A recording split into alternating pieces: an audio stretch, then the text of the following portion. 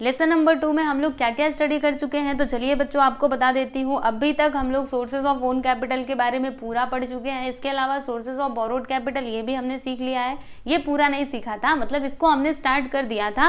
और डिबेंचर ये जो आपका पहला है ना, इसके बारे में हमने पूरा डिटेल में देख लिया था, features of debenture and types of debenture. ठीक है, आज हम लोग क्या देखने वाले हैं बच्चों, तो आज हम देखेंगे एक्सेप्टेंस ऑफ डिपॉजिट, फिर यहाँ पे bonds, ADR, GDR, commercial bank, financial institution और लास्ट में है ट्रेड क्रेडिट। ठीक है, तो चलिए फिर स्टार्ट करते हैं बच्चों, एक एक करके पढ़ना चालू करते हैं, है ना। आज हमारी यात्रा बड़ी लंबी चलने वाली है क्योंकि यहाँ पे कई सारी चीज़ें हम लोग पढ़ने वाले हैं, तो चिंता ना करो, आराम आराम से पढ़ो। ठीक है, चलो पेज नंबर 25 पे आप सभी लोग आ जाइएगा। Acceptance of deposit. ठीक है, एक्सेप्टेंस ऑफ डिपॉजिट का मतलब क्या होता है, सिंपल सा मतलब है पब्लिक से कंपनीज क्या करती हैं बच्चों, पैसा लेती हैं, उसी को हम लोग क्या कहते हैं, पब्लिक डिपॉजिट कहते हैं। यानी समझ लीजिए कि हम पब्लिक है, कंपनी को हम क्या करते हैं, अपना पैसा देते हैं। ठीक है, और कंपनी क्या करती है, उसके बदले में हमको इंटरेस्ट भी प्रोवाइड करती है, समझे। तो इसी को क्या बोला जाता है बच्चों, पब्लिक डिपॉजिट। तो चलो यहाँ पे इसका जो ये इंट्रोडक्शन दिया गया है इसको हम लोग समझते हैं। तो public deposit is an important source of financing short term requirement of company. यानी अगर कंपनी को शॉर्ट टर्म के लिए फाइनेंस चाहिए तो वो पब्लिक डिपॉजिट मतलब ये जो डिपॉजिट है ना, उसको इसका सहारा वो लोग ले सकते हैं। ठीक है, क्योंकि ये बहुत ही अच्छा सोर्स है फाइनेंस का। Okay, companies receive fix deposit from the public. ठीक है, for the period ranging from 6 months to 36 months. इसको प्लीज आप लोग अंडरलाइन कर लीजिएगा। कंपनीज क्या करती है बच्चों, पब्लिक से पैसा रिसीव करती हैं फॉर द पीरियड ऑफ 6 महीना से लेके 36 महीना तक। ठीक है, सो प्लीज इसको अंडरलाइन कर लो स्टूडेंट्स। ठीक है, कभी ये फिल इन द ब्लैंक्स में आया तो आप वहाँ पे लिख सकते हो। ठीक है, और इसे डिपॉजिट को क्या बोला जाता है बच्चों, पब्लिक डिपॉजिट। ठीक है, चलो देखो यहाँ पे क्या दिया है कि under this method general public is invited to deposit their savings with company for valid period. मतलब इस मेथड में क्या किया जाता है, पब्लिक को इन्वाइट किया जाता है कि आप अपनी सेविंग्स हमारे कंपनीज में इन्वेस्ट करो। ठीक है, इन्वेस्ट कर सकते हो फॉर वैलिड पीरियड, यानी अलग अलग पीरियड के लिए, जितने महीने का आप चाहते हो उतने महीने का कर सकते हो, लेकिन याद रखना 6 महीना से 36 महीना के बीच में ही होना चाहिए। ठीक है, interest is paid by companies on such deposit. सही बात है, इंटरेस्ट तो देना ही पड़ेगा, है ना। The company issue deposit receipt to depositor. Companies क्या करती हैं, पैसा ऐसे ही आ जाएगा आपके पास, जी नहीं, आपको मतलब कंपनीज ना ये डिपॉजिट रिसिप्ट को इशू करती है। किसको, डिपॉजिटर को। डिपॉजिटर मतलब क्या, जैसे मैंने क्या किया, पब्लिक को पब्लिक ने कंपनी को अपना पैसा डिपॉजिट किया। ठीक है, तो मैं क्या कहलाऊंगी बच्चों, डिपॉजिटर। समझ में आया। तो वही कंपनीज क्या करती हैं, तो डिपॉजिट रिसिप्ट को इशू करती हैं फॉर मतलब डिपॉजिटर को। ठीक है, the terms of deposit are mention in the deposit receipt. और डिपॉजिट के जो भी टर्म्स एंड कंडीशंस रहते हैं वो सब कुछ डिपॉजिट रिसिप्ट में मेंशन किए गए रहते हैं।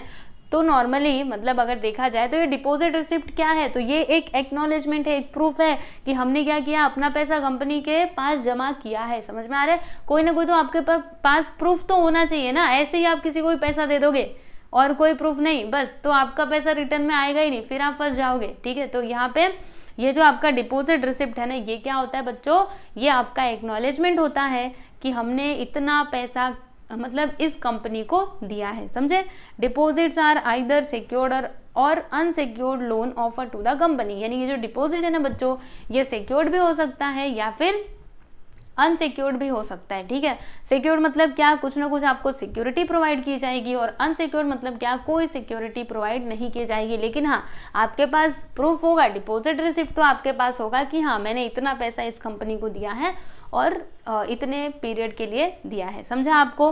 तो इसी को हम लोग पब्लिक डिपॉजिट कहते हैं बच्चों। तो ये भी एक बहुत ही अच्छा माध्यम है फाइनेंस को कलेक्ट करने का। और ये कौन से टाइप में आता है बच्चों, सोर्सेज ऑफ बोरोड कैपिटल में आता है, क्योंकि यहाँ पे भी हम लोग क्या कर रहे हैं बच्चों, पब्लिक से पैसा ले रहे हैं एज अ लोन। ठीक है, क्योंकि लोन के ऊपर हमको इंटरेस्ट भी देना है पब्लिक को। समझा ना अच्छे से।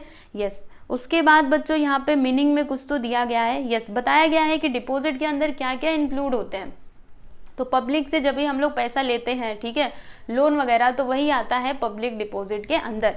ठीक है, अच्छा पब्लिक डिपॉजिट में मतलब ये डिपॉजिट में क्या क्या नहीं आता है, इसको आपको समझना चाहिए, क्योंकि अगर आपको एग्जाम में आया, ठीक है, शॉर्ट नोट में या फिर ऐसे ही पूछते हैं ना, तो अगर आया तो आपको ये 8 पॉइंट्स लिख करके आने हैं कि डिपॉजिट के अंदर कौन कौन सी चीज़ें इंक्लूड नहीं होती है। ठीक है, तो देखो बच्चों यहाँ पे दिया गया है deposit does not include following. पहला है कि any amount receive from central government और स्टेट गवर्नमेंट, यानी कोई भी अमाउंट हम लोग सेंट्रल गवर्नमेंट या फिर स्टेट गवर्नमेंट से अगर आप रिसीव करते हो तो फिर वो आपका डिपॉजिट नहीं कहलाएगा, ठीक है ना। फिर दूसरा यहाँ पे any amount received as a loan from any banking company, यानी कि अगर हम किसी कंपनी से लोन लेते हैं, सुनना ध्यान से, अगर किसी बैंकिंग कंपनी से अगर हम लोग लोन लेते हैं तो वो भी डिपॉजिट में नहीं मतलब डिपॉजिट में नहीं गिना जाएगा, ठीक है। फिर यहाँ पे तीसरा है any amount receive from foreign government और इंटरनेशनल बैंक, अगर हम लोग बाहर से कहीं से पैसा लेते हैं तो वो भी इसमें इंक्लूड नहीं होगा। इसके अलावा फोर्थ वन है any amount received by a company from any other company, यानी कि एक कंपनी दूसरे कंपनी से अगर अमाउंट रिसीव करती है तो वो भी डिपॉजिट में नहीं आएगा, समझे।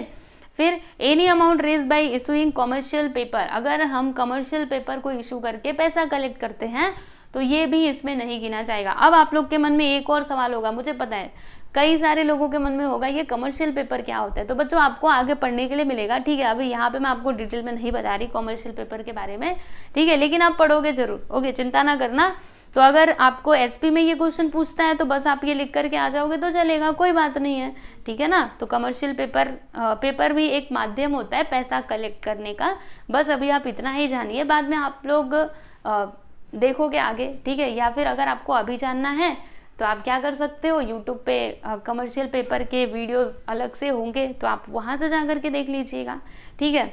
चलिए आगे चलते हैं बच्चों। Any amount received raised bye issuing, हाँ ये तो हमने देख लिया ना, ये वाला तो देख लिया। अभी 6(1) क्या है कि any amount raise by issue of bonds, यानी बॉन्ड्स को इशू करके अगर हम लोग कोई अमाउंट रिसीव करते हैं तो वो भी डिपॉजिट नहीं कहलाता है, ठीक है। अब आप सोच रहे होंगे बॉन्ड क्या होता है, अरे आगे यही पढ़ने वाले, ठीक है, चिंता मत करो। यहाँ पे बहुत सारे नए नए टर्म्स आ रहे हैं ना जो आपको समझ में नहीं आ रहे, कोई बात नहीं, हम लोग धीरे धीरे आगे चल करके पढ़ेंगे, चिंता बिल्कुल भी ना करना, ठीक है।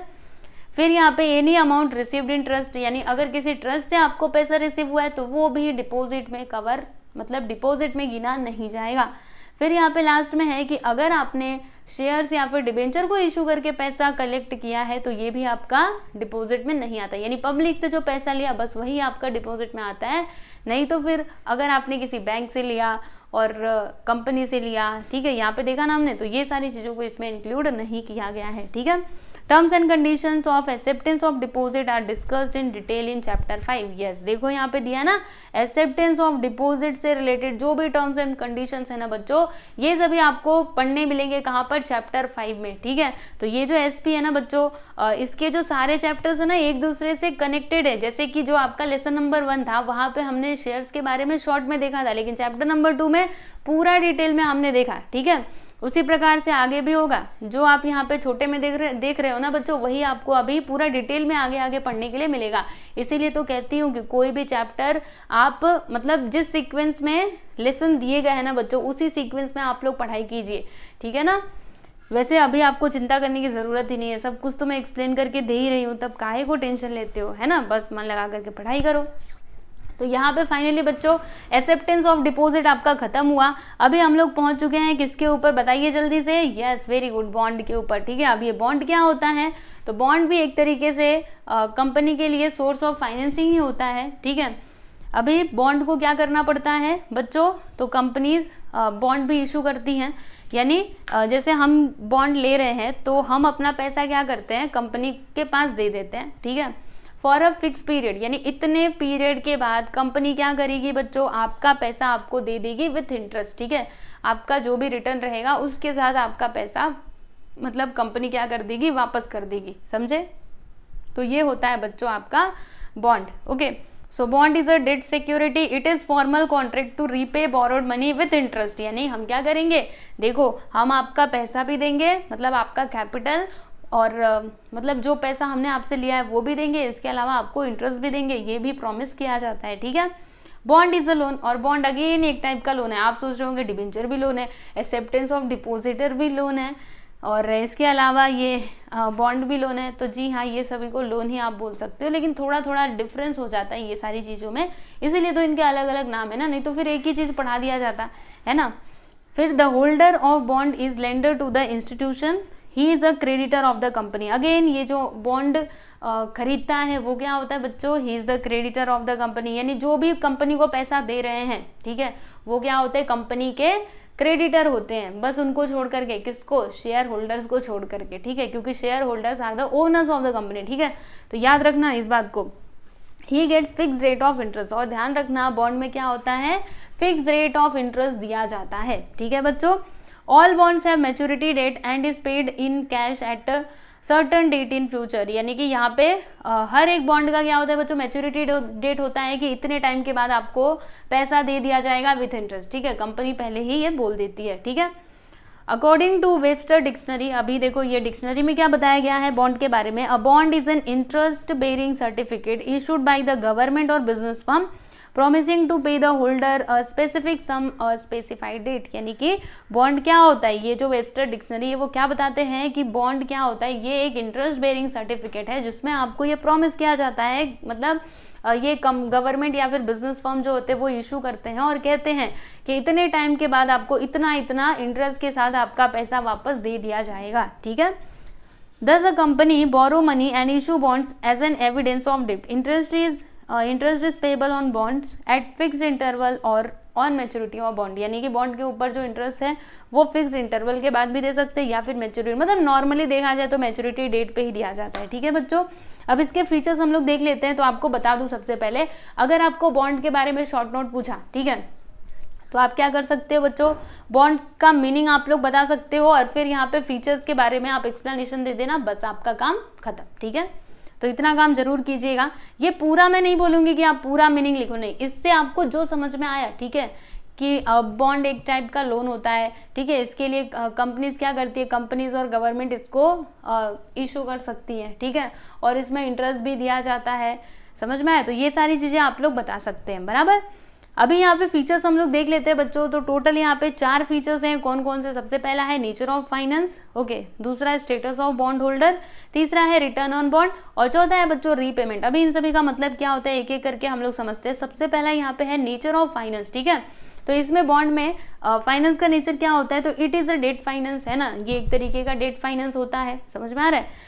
It provides long term finance, the bonds can be issued for longer period, मतलब ये जो बॉन्ड है ना इसको लॉन्गर पीरियड के लिए इशू किया जाता है, नॉर्मली 5 साल, 10 साल, 25 साल और 50 साल, बाप रे 50 साल, है ना, कोई इंसान रहेगा 50 साल तक जिएगा, है ना। अब तो इंसानों की उम्र कितनी कम हो गई है, तो क्योंकि जब वो, चलो जाने तो छोड़ो, अब यहाँ पे दिया है तो पढ़ लो, ठीक है। तो नेचर ऑफ फाइनेंस ये होता है बच्चों। फिर स्टेटस ऑफ बॉन्ड होल्डर, जो बॉन्ड होल्डर है उसका स्टेटस क्या होता है, तो the bond holder are creditors, वो क्या होता है बच्चों, क्रेडिटर, डिबेंचर होल्डर भी क्रेडिटर होता है, समझे। फिर since they are creditors and non owners they are not entitled to participate in general meeting, ठीक है, वो जनरल मीटिंग में पार्टिसिपेट नहीं कर सकता, समझे, क्योंकि वो क्या होता है, is the creditor of the company, they have no voting right, इसका कुछ भी वोटिंग राइट नहीं होता है, and hence no participate in the management, और वो मैनेजमेंट में भी पार्टिसिपेट नहीं कर सकता, ठीक है। कोई भी क्रेडिटर होना बच्चों, वो उसके पास वोटिंग राइट होता ही नहीं है, ठीक है।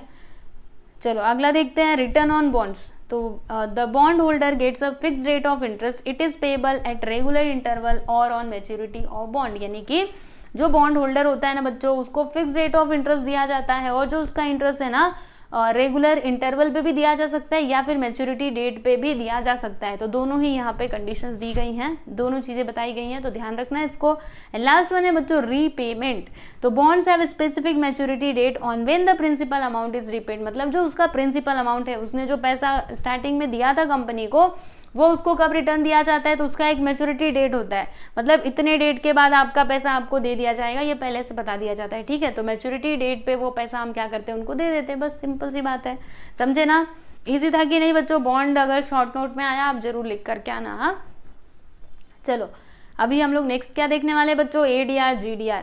तो ये पढ़ाऊंगी आपको एकदम लास्ट में। अब आप सोच रहे होंगे लास्ट में क्यों, अरे लास्ट में पढ़ाऊंगी ना, यहाँ पे अगर आप देखने जाओगे ना बच्चों सच्ची में बड़े कंफ्यूज हो जाओगे, ठीक है। वैसे ध्यान से पढ़ोगे तो समझेगा। और एक और बात बता दूं, ये ज़्यादा इंपॉर्टेंट भी नहीं है, लेकिन अगर आपके टेक्स्ट बुक में दिया गया है तो हर एक चीज़ को पढ़ना है, कुछ ना छोड़ो, ठीक है। चलो इसको मैं अभी लास्ट में आपको बताती हूँ, इसके लिए मैंने दूसरा कुछ मतलब लिखा है, ठीक है। तो मैं आपको उसकी मदद से समझाने की कोशिश करूंगी। चलिए अभी हम लोग कमर्शियल बैंक्स पे आ जाते हैं। तो कमर्शियल बैंक मतलब क्या, ये जो बैंक्स होती हैं ये सभी कमर्शियल बैंक ही तो हैं। तो इसमें क्या दिया है देखिएगा, there are number of sources of financing short term and medium term business requirements among this commercial bank constitute the most predominant source. यानी कि मतलब वैसे तो बहुत सारे सोर्सेज हैं फाइनेंस को इकट्ठा करने के लिए, लेकिन कमर्शियल बैंक एक बहुत ही महत्वपूर्ण सोर्स है, ठीक है। Commercial banks play significant role in corporate financing in India, और ये बहुत ही सिग्निफिकेंस यानी क्या, बहुत इंपॉर्टेंट रोल। अच्छा बच्चों एक और बात बता दूं, यहाँ पे मैं भूल गई थी, रुको, यस एक और बात बता दूं, ठीक है। कभी कभी पता है क्या होता है, एग्जाम में आपको लिख देता है नेचर ऑफ बॉन्ड, तो आप क्या लिखोगे, फीचर्स लिख करके आना, समझे। तो नेचर मतलब फीचर ही होता है स्टूडेंट्स, और इसके अलावा और बता दूं, कैरेक्टरिस्टिक्स मतलब क्या होता है, फीचर होता है, ठीक है। इंपॉर्टेंस और सिग्निफिकेंस का मतलब सेम होता है, ठीक है। याद रखना ये सारी चीजें, बेसिक चीजें आपको पता होनी चाहिए, नहीं तो पता है क्या होता है, हमको वो आंसर आते रहता है लेकिन फिर भी हम छोड़ करके आ जाते हैं। हम सोचते हैं अरे सिग्निफिकेंस तो पढ़ा नहीं था, कहाँ पे पढ़ा था। तो ऐसा आपके साथ नहीं होना चाहिए, तो सारी बातों को ध्यान से सुनते हुए चलिए, ठीक है। यस, तो आप कहाँ पे थे, यस ये पढ़ रहे थे ना कि commercial banks play significant role in corporate financing in India. Commercial bank by introducing variety of deposit schemes tailored to individual depositors' need, mop up savings of people and make use of these savings to meet varied requirement of corporate enterprise। वही है यहाँ पे कि commercial bank क्या करती है, financially companies को help करती है, उनको पैसा देती है, ठीक है। Commercial bank assist corporate enterprise, देखो ये किसमें किसमें मदद करती हैं। तो पहला यहाँ पे है by granting term loan to companies, यानी कंपनीज को वो टर्म लोन प्रोवाइड करती हैं, बराबर। इसके अलावा उसके जो शेयर्स और डिबेंचर्स होते हैं उसको वो सब्सक्राइब कर लेती हैं, क्योंकि शेयर्स और डिबेंचर्स को सब्सक्राइब किया तो भी कंपनी के पास पैसा जाता ही है ना, ठीक है। फ्री में थोड़े ना शेयर्स और डिबेंचर्स मिलेंगे, नहीं, उसके लिए पैसा देना पड़ता है, ठीक है।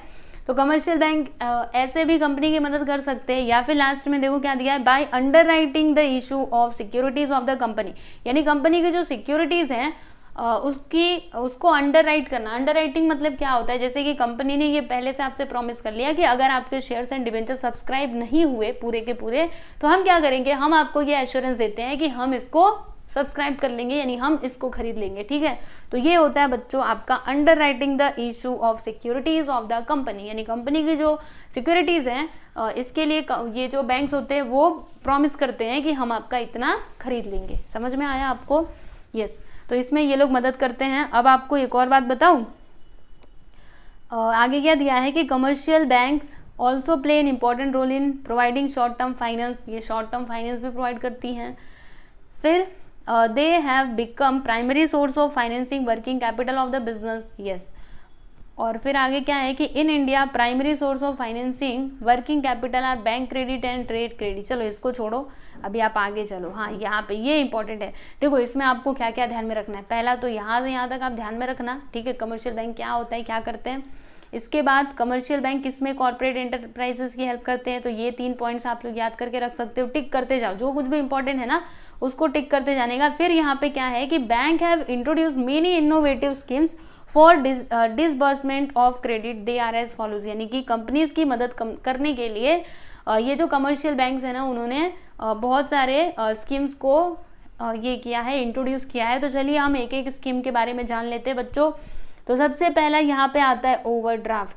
क्या आप लोगों ने अकाउंट्स पढ़ा है कि नहीं? अगर पढ़ा होगा तो ओवरड्राफ्ट का मतलब पता होगा। मैंने अकाउंट्स में ऑलरेडी ओवरड्राफ्ट के बारे में बताया था, लेकिन एक बार फिर से बता देती हूँ, हो सकता है हम भूल गए हो। तो देखो बच्चों, ओवरड्राफ्ट यानी क्या होता है, जैसे कि आपका पैसा, लेकिन याद रखना ओवरड्राफ्ट फैसिलिटी बस उसी को दी जाती है जिसके पास करंट अकाउंट होता है, और करंट अकाउंट किसके पास होता है, बिजनेसमैन के पास होता है, ठीक है, बिजनेस के पास होता है। तो ये जो बैंक्स होती है ना बच्चों, वो क्या करती हैं, ओवरड्राफ्ट फैसिलिटी अपने कस्टमर्स को प्रोवाइड करती हैं, करंट अकाउंट होल्डर को, ठीक है। अब ये ओवरड्राफ्ट मतलब क्या होता है, जैसे कि कंपनी नहीं, बैंक में आपका पैसा है, समझ लीजिए 5 लाख रुपए, बराबर।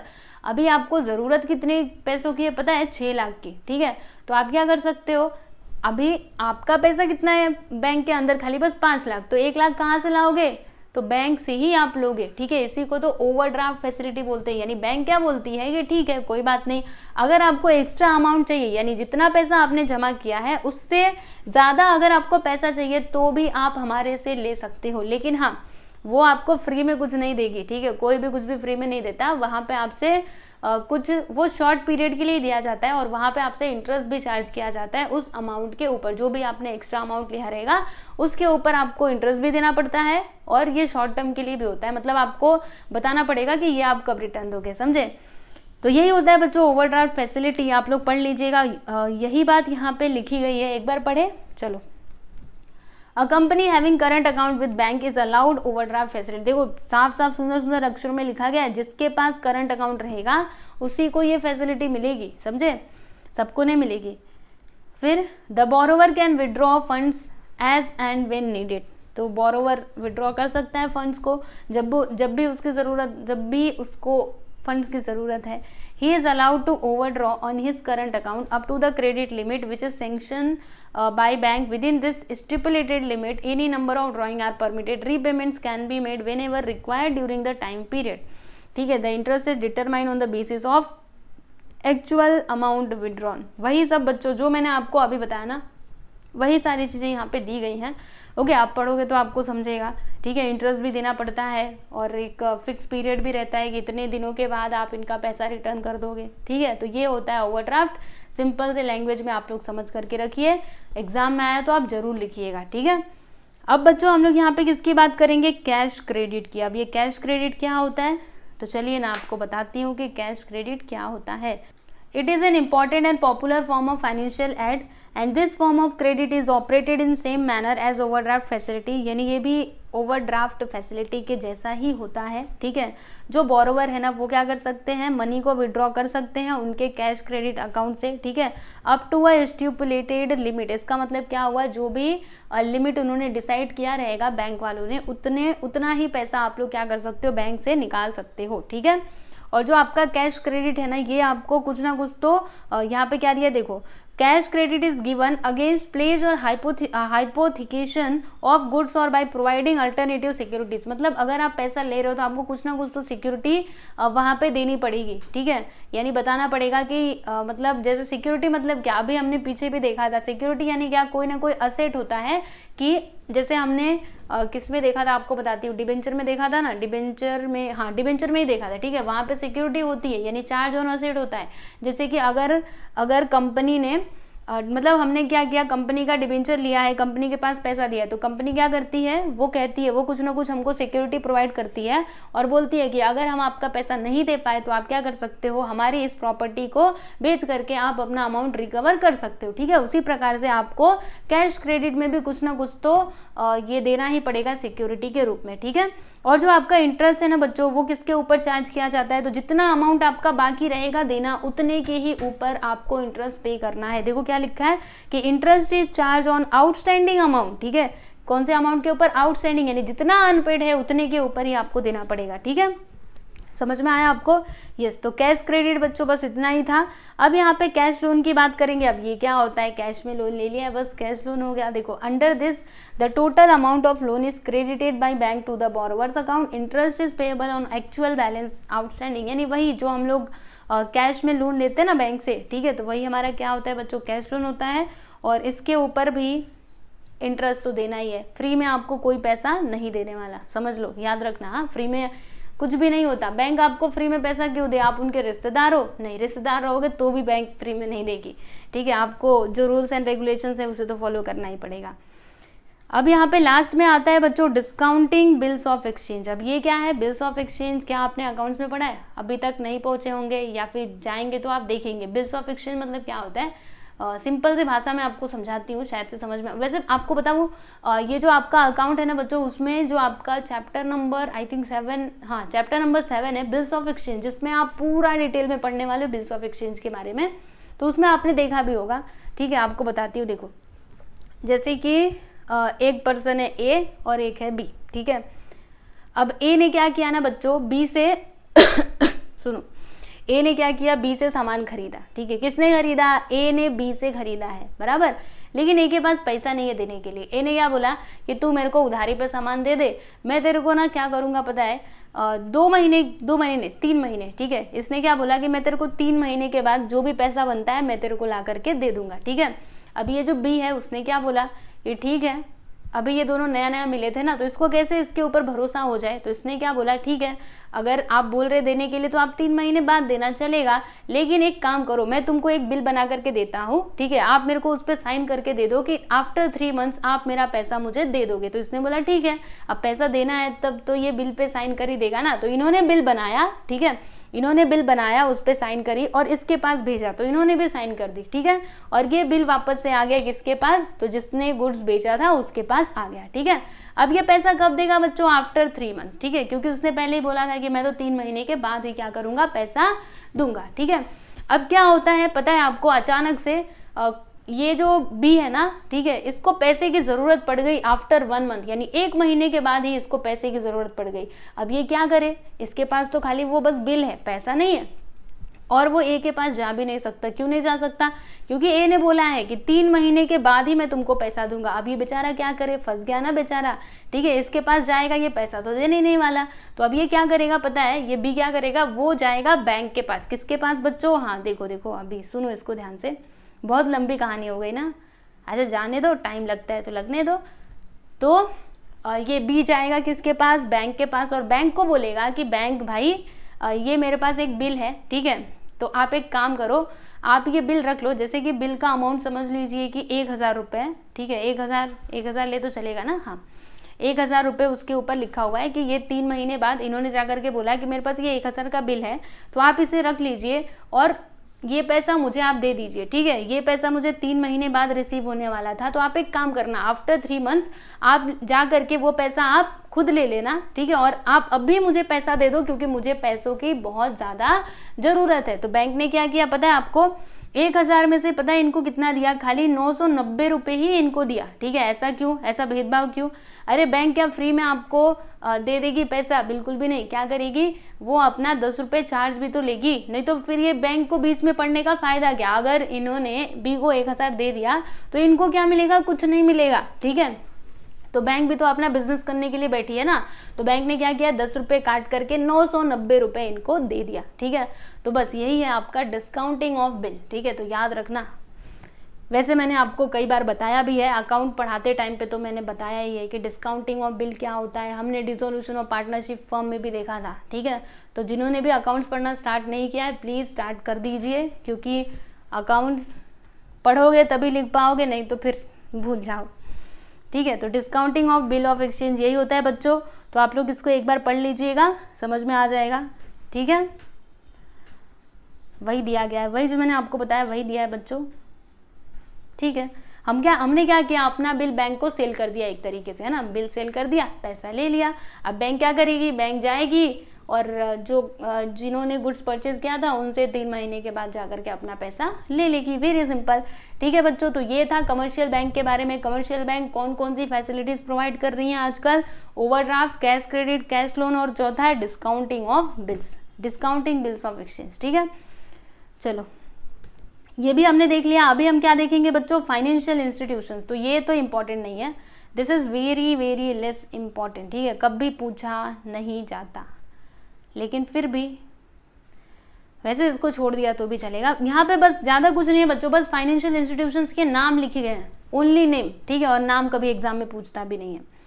तो फाइनेंशियल इंस्टीट्यूशन इन इंडिया कौन कौन से हैं फाइनेंशियल इंस्टीट्यूशन, देखो डेवलपमेंट बैंक्स, इसके अंदर क्या क्या आता है, तो IDBI, IFCI, ICICI, SID यानी कि SIDBI, फिर IRBI। तो आप लोग एक बार इसको रीड कर लेना, यहाँ पे देखो पूरा अच्छे से नाम भी दिया गया है, ठीक है बच्चों। तो इसको अगर आपने छोड़ दिया ना ये लेसन के अंदर तो भी चलेगा, नो प्रॉब्लम, ठीक है। तो बस ये नाम दिया है, उसका फुल फॉर्म आप लोग यहाँ से पढ़ लीजिएगा, आप इतना तो कर सकते हो ना। चलो अभी आगे चलते हैं बच्चों। यस, ट्रेड क्रेडिट जो शॉर्ट नोट के लिए आ सकता है। तो अब ये ट्रेड क्रेडिट क्या होता है, इसका कंसेप्ट बहुत सिंपल है बच्चों।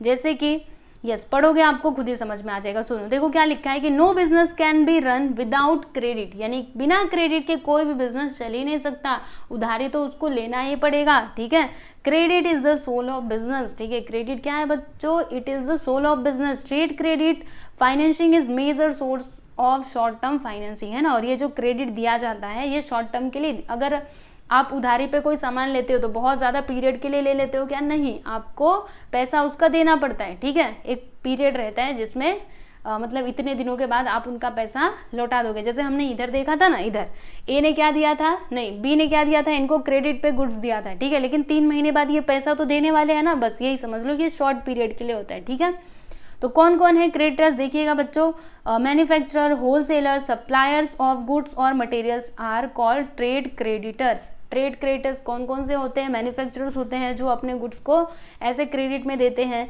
या फिर होलसेलर भी होते हैं और सप्लायर्स भी होते हैं। ठीक है, उधारी पे सामान दे देते हैं ना कि ले लो तुम अभी सामान ले लो, जब तुम्हारा सामान बिक जाएगा उसके बाद से मेरे को क्या करना, मेरा पैसा दे देना। ठीक है, तो ये क्या है बच्चों, trade credit. Okay, they sell tangible goods to other business concern on the basis of deferred payment, यानी वो क्या करते हैं बच्चों, गुड्स को सोल्ड करते हैं on the basis of deferred payment. Deferred payment का मतलब क्या होता है, फ्यूचर पेमेंट, यानी हम आपको क्या करेंगे, फ्यूचर पेमेंट करेंगे इन फ्यूचर। ठीक है, समझ में आया आपको। The business firm extends credit also because of custom that has been built up over time, यानी कि जो बिजनेस फर्म है ना वो क्रेडिट को मतलब एक्सटेंड भी कर सकते हैं। ठीक है, करते हैं।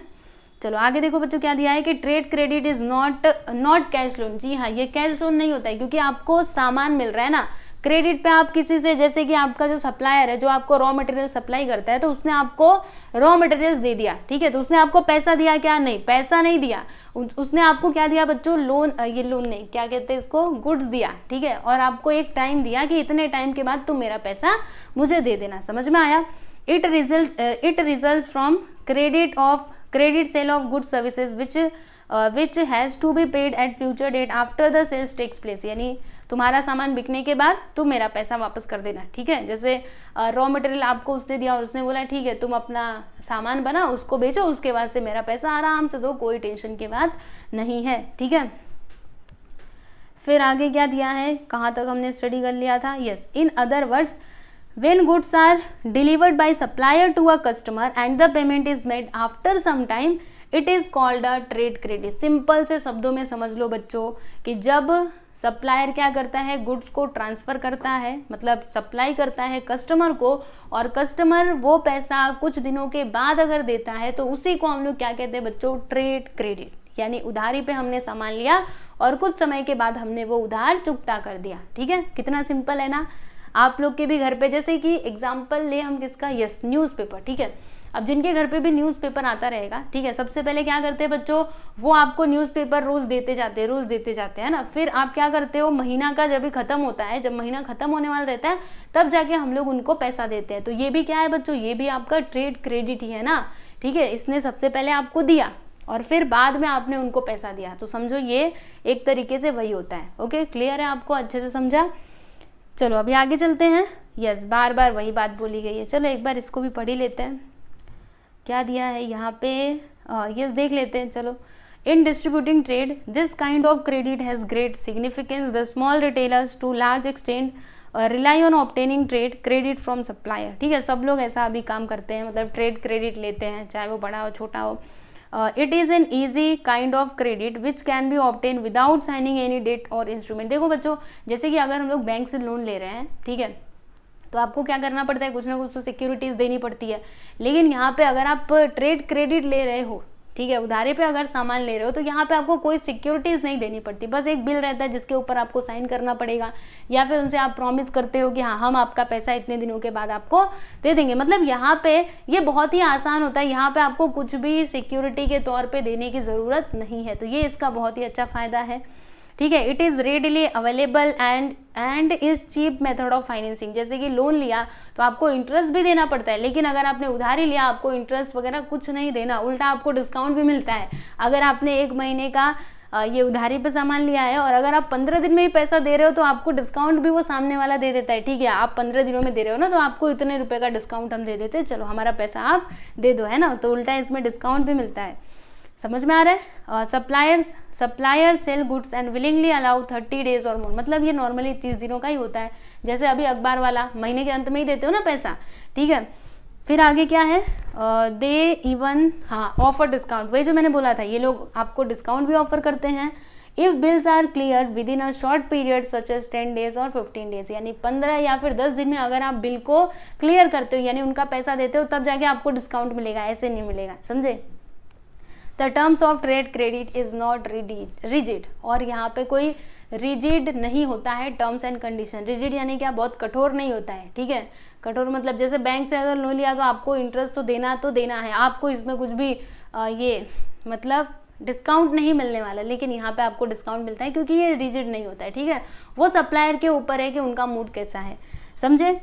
ओहो, समझ गए ना बच्चे लोग। हाँ, यस, फाइनली यहाँ पे ये ट्रेड क्रेडिट भी खत्म हुआ। ओके, हम तो खुश हो गए। अच्छा, अभी देखो बच्चों, ये डिस्टिंग्स बिटवीन बाकी है, और आप बोलेंगे अभी ADR GDR। जी हाँ, मुझे अच्छे से याद है, मैं जानती हूँ कि ADR GDR आपको सिखाना है, चिंता मत करो, ठीक है। चलो बच्चों, तो यहाँ तक तो हमने स्टडी कर लिया। सो ट्रेड क्रेडिट को भी आप लोग प्लीज़ अच्छे से प्रिपेयर करना, अच्छे से समझ लो ट्रेड क्रेडिट को, और एग्जाम में आया तो शॉर्ट नोट में लिख करके आना, ठीक है। जैसे यहाँ पे बार बार एक ही चीज़ को बोला गया है, उसी प्रकार से आप लोग एग्जाम में भी थोड़ा अच्छे से लिखिएगा।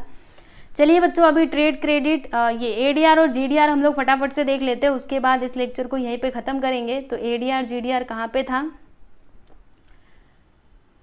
था, ये देखो यहाँ पर था ना। तो अब मैं आपको इसमें से नहीं पढ़ाने वाली हूँ ADR और GDR, मैं आपको दूसरे तरीके से पढ़ाने वाली हूँ। मेरे पढ़ाने के बाद आप लोग ये जो पैराग्राफ दिया गया है ना बच्चों, इसको देख लीजिएगा, ठीक है। वैसे ये ज़्यादा इंपॉर्टेंट नहीं है, तो जो मैं आपको चार्ट सिखाने वाली हूँ बच्चों ना, उसी को आप लोग याद कर लेना। कभी एग्जाम में आया तो आप उसी को मतलब उस तरीके से आप डायग्राम बना देना और एक्सप्लेनेशन उसका लिख देना। वैसे तो आता नहीं है, लेकिन अगर आया तो उसकी बात कर रही हूँ, ठीक है। चलो देखते हैं। चलिए बच्चों, इधर देखिएगा, अभी हम लोग ये GDR के बारे में जानेंगे कि GDR क्या होता है। तो GDR का फुल फॉर्म होता है ग्लोबल डिपॉजिटरी रिसिप्ट, ठीक है। तो देखो बच्चों, जैसे कि कोई इंडियन कंपनी है, इंडियन कंपनी क्या करती है, शेयर्स को इशू करती है नॉर्मली। तो क्या करते हैं, जो भी इंडियन पब्लिक है वो उसको परचेस करते हैं, ठीक है। अब आप सोचिए कि जो इंडियन कंपनी है ना, उसने क्या सोचा कि मुझे किसी फॉरेनर से भी क्या करना है, मतलब शेयर क्या करना है, फॉरेन में भी बेचना है, यानी जो बाहरी वाले लोग हैं वो लोग भी हमारे शेयर को परचेस कर पाए, ऐसा कुछ करना है। तो अभी ऐसे कंडीशन में क्या किया जाता है, सुनिए, देखिए। सबसे पहले तो इंडियन कंपनीज क्या करती है बच्चों, शेयर्स को इशू करती है, सही बात है। अभी जब भी कंपनी क्या करेगी, शेयर्स को इशू करेगी, तो कौन से करेंसी में करेगी, लोकल करेंसी में करेगी। देखो यहाँ पे कितना अच्छे से ये चार्ट बना करके लिखा गया है। सबसे पहले इंडियन कंपनी शेयर्स को इशू करेगी, तो कौन से करेंसी में, यस एवरीवन, लोकल करेंसी में। लोकल करेंसी क्या है, रुपीज में इशू करेगी, बराबर। फिर उसके बाद अभी क्या होगा, अब आप सोचिएगा, रुपीज में तो कोई फॉरेनर इसको सब्सक्राइब कर नहीं पाएगा, क्योंकि वहां का तो पैसा कुछ और होता है, बराबर। तो अभी इसके लिए क्या होता है ना, बीच में एक बैंक आता है जिसका नाम क्या है बच्चों, डिपॉजिटरी बैंक। क्या नाम है, डिपॉजिटरी बैंक। तो डिपॉजिटरी बैंक क्या करता है, ये कंपनी से उनके शेयर को परचेस करता है, और फिर जैसे कि वो शेयर का प्राइस किसमें है बच्चों, रुपीज में, लोकल करेंसी में है, तो वो उसको चेंज करता है किसमें, ये डॉलर में उसको चेंज कर देता है, US डॉलर में, ठीक है। समझ में आया। और फिर उसको क्या किया जाता है, उसको मतलब वो डॉलर में चेंज हो गया ना, तो बाहर के लोग उसको सब्सक्राइब कर सकते हैं, और यही तो है आपका ग्लोबल डिपॉजिटरी रिसिप्ट, ठीक है। तो अगर आपको एग्जाम में ये आया, वैसे तो आता नहीं है, लेकिन अगर आया तो आप इसको लिखिएगा, इसको अच्छे से ऐसे बना दीजिएगा फ्लो चार्ट में, ऐसे भी बना सकते हो, ऐसे भी, आपकी मर्जी चाहे जैसे, ठीक है। इंडियन कंपनी शेयर्स को इशू करती है लोकल में, लोकल मतलब लोकल करेंसी में, रुपीज में, फिर डिपॉजिटरी बैंक उसको लेता है और उसको कन्वर्ट करता है US डॉलर में, और उसके बाद जो बाहर के लोग हैं उसको सब्सक्राइब करते हैं, समझा। Issue depository receipt against this shares and depository receipt denominated in US dollar, ठीक है, वो US डॉलर में होता है, ठीक है। डॉलर का सिंबल ऐसा ही होता है ना, और इसी को हम लोग GDR बोलते हैं, समझा। यस, GDR समझ गए। तो ADR तो एकदम सिंपल है, इसी के जैसा ही है, ठीक है, बस इसमें थोड़ा सा चेंज है। वैसे ADR का फुल फॉर्म क्या होता है बच्चों, अमेरिकन डिपॉजिटरी रिसिप्ट, ठीक है। तो अब इसमें क्या होता है, सुनो ध्यान से, इंडियन कंपनी है, उसको वो अपना शेयर इशू करती है लोकल करेंसी में, बराबर। फिर से बीच में आया डिपॉजिटरी बैंक, सुनो थोड़ा आपको बड़ा करके दिखाती हूँ। इंडियन कंपनी ने शेयर्स इशू करे लोकल करेंसी में, रुपीज में, डिपॉजिटरी बैंक ने उनको परचेस किया, बराबर। खरीदेगा तभी तो बेचेगा ना, खरीदेगा तभी तो बेचेगा। डिपॉजिटरी बैंक ने खरीदा और उसने उसको कन्वर्ट कर दिया US डॉलर्स में, ठीक है। और ये जो है ना इसको क्या किया जाता है बच्चों, देखो issue receipt against this shares in USA, और सुनो ध्यान से, और इसको कहाँ पे इशू किया जाता है, ओनली यूएसए यानी यूनाइटेड स्टेट्स ऑफ अमेरिका। मतलब ये जो शेयर होता है एडीआर, इसको हम लोग बस अमेरिका में ही क्या कर सकते हैं बच्चों, मतलब वहाँ के ही पब्लिक इसको खरीद सकते हैं, ठीक है। एडीआर यानी आपको बताया ना, अमेरिकन डिपॉजिटरी रिसिप्ट, समझा। तो अगर आपके एग्जाम में आता है बच्चों शॉर्ट नोट में, तो आप लोग जरूर लिख करके आइएगा, देख लीजिए, इसको भी ध्यान से स्क्रीनशॉट वगैरह कुछ भी लेना है तो ले लो, ठीक है, समझा। यानी जो अमेरिका के लोग हैं वो क्या करेंगे बच्चों, एडीआर को, मतलब इसके माध्यम से वो लोग हमारी इंडियन कंपनी में इन्वेस्ट कर पाएंगे, है ना। उन्होंने डायरेक्टली तो नहीं किया, लेकिन ये पूरा जो प्रोसेस है, लंबा चौड़ा प्रोसेस, ये पूरा घूम करके इंडियन कंपनी के पास ही आया ना, क्योंकि देखो डिपॉजिटरी बैंक ने पहले वो शेयर खरीदा रहेगा, शेयर खरीदा तो फ्री में तो मिलेगा नहीं, पैसा दिया ना। एक तरीके से आप समझिए कि बाहर वाले ने हमारी इंडियन कंपनी में इन्वेस्ट किया, ठीक है, पूरा यहाँ पे एक चेन बना हुआ है, समझे ना, एडीआर और जीडीआर के बारे में। Yes everyone. तो चलो बच्चों, अभी यहाँ पे ये सारी चीज़ें तो हमने देख ली है। अभी नेक्स्ट लेक्चर में हम क्या देखेंगे आपको ये भी बता देती हूँ। नेक्स्ट वीडियो में हम लोग डिफरेंस बिटवीन देखने वाले हैं, जो कि बहुत इंपॉर्टेंट है, तो अगला वीडियो आप जरूर देखना। ओके चलो बच्चों, फिर चलते हैं, अभी मिलेंगे आप लोग नेक्स्ट वीडियो में, तब तक के लिए नमस्ते।